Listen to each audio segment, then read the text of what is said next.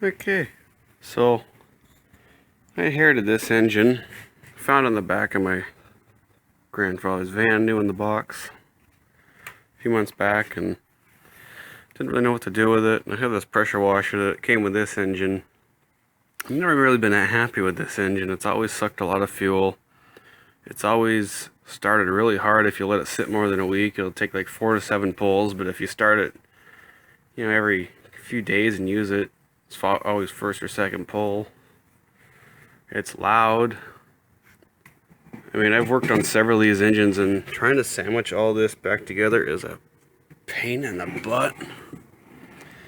It'll always let out a nice chooch of smoke if you let it sit for a while. It always did its job. You got the paper element that you gotta pay for and replace, which does do a better job of filtering, but still, considering I got freaking 50-year-old lawnmowers, they're running foam air filters, still run just fine. I think those are plenty sufficient. And decided to put the Predator on this, and this engine here's got the low oil shut off and throttle, fuel on off valve.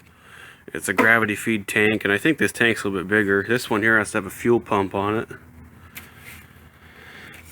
And I overall just like this engine better. It runs smoother as well, starts easier. I've let this thing sit in the floor for like a month and first pull all the time. Started first pull out of the box too. It's I can adjust the pressure power by adjusting the throttle here within reason. It's got a foam element that you just clean in oil, which that was not oiled, by the way. As long as it doesn't throw a rod. Hasn't ever smoked. It doesn't surge when you let off the trigger for 5-6 seconds like this thing does. That is so annoying.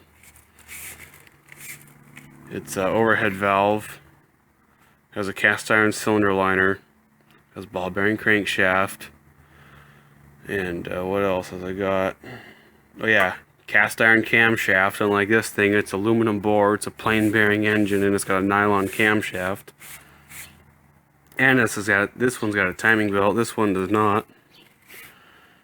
So a lot more durable stuff in here, as long as the connecting rod doesn't break, which I doubt it will under normal use.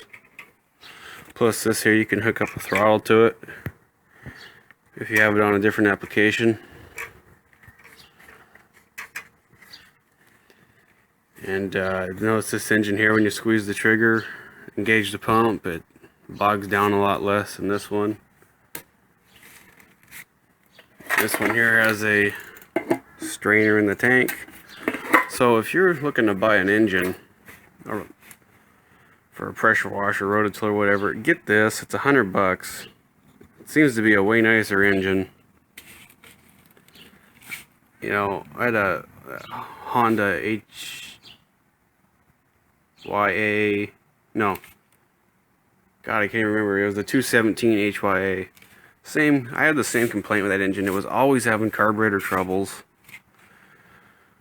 Of course, I didn't use it very often. If I use it every week or so, I'm sure it'd be just fine. But always had carburetor troubles with it. Always surged when you start it up. It never started on the first pull. And I'm just not very happy with them. Very hard to work on the carburetor system as well.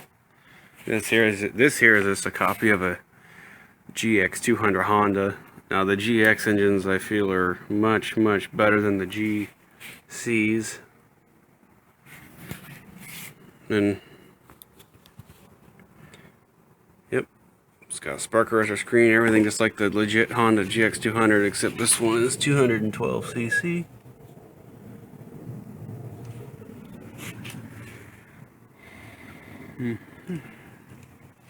I did do the cast aluminum valve cover upgrade on this one.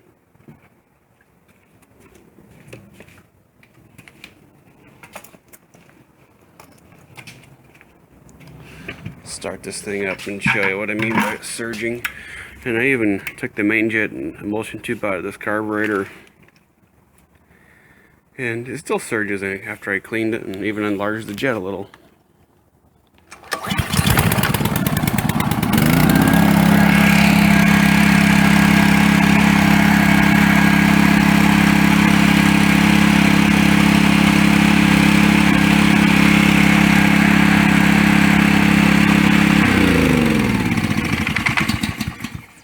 Maybe it fixed itself with the surging.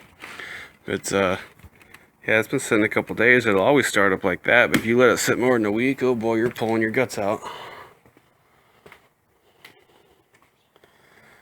I did adjust the governor on that too, and I think I kind of fixed that a little bit. And I'm gonna sell that engine. I like this one better. Yeah, for a $100 engine, you pretty much can't beat this.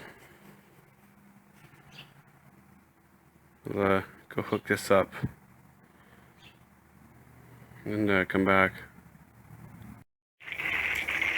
Okay.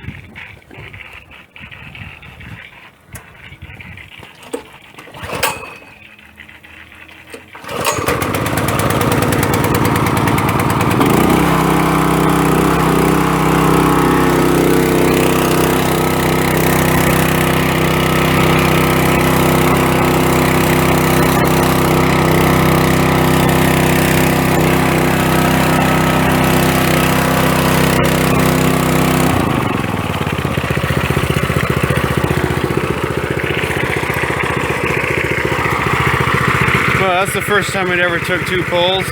Whatever.